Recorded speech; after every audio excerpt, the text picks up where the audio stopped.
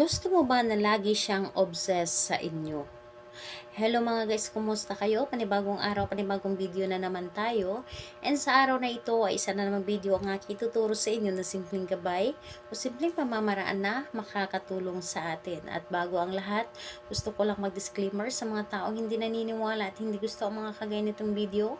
Please skip this video and maghanap kayo ng videos na gustong gusto nyo dahil ang video na ito ay para lamang ito sa mga taong naniniwala and gusto mag-try.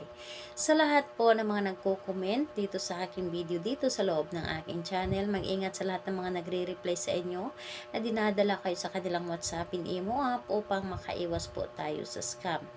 Ngayon po ituturo ko sa inyo paano ma-obsess sa inyo yung partner ninyo. Yung tipong sobrang obsessed na obsessed talaga sa inyo. Ito ay pwedeng gawin sa parehas ang kasarian.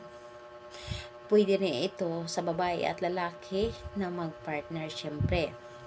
And pwede itong gawin kahit na kayo ay magkalapit at magka-LDR sa isa't isa.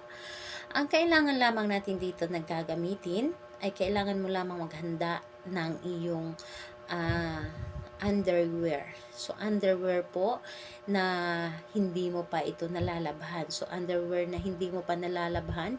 And, ayun po, kailangan natin dito ng panulat. So, yun lamang ang dapat nating ihanda. So, kapag ready na, kailangan mo lamang siguraduhin sa iyong sarili na gustong-gusto mo itong gawin.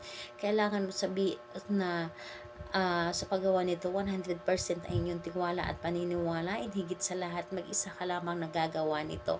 So kapag ready ka na, pwede mo na itong simulan. So ang gagawin mo lamang doon sa iyong underwear, pwedeng lalaki ha ang gagawa, and lalaki, basta underwear, pwede panty or brief, yun po. So ang gagawin mo doon sa iyong underwear, yung sa gitna ng ating underwear, isulat po doon yung pangalan at apelyido ni target. Yes po, isulat po ninyo doon yung pangalan at apelyido ni target. Isang bisis lamang, gumamit kayo ng marker sa pagsulat.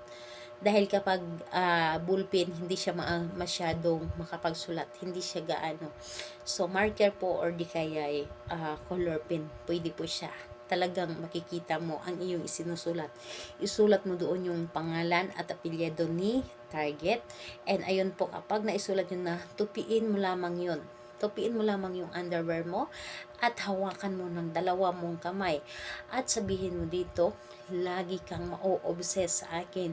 Sobrang obsessed ka sa akin. Simula ngayon, sa akin ka lamang ma-obsess and gusto mo lagi akong makasama. So sabihin mo lamang doon lahat ng gusto mong sabihin.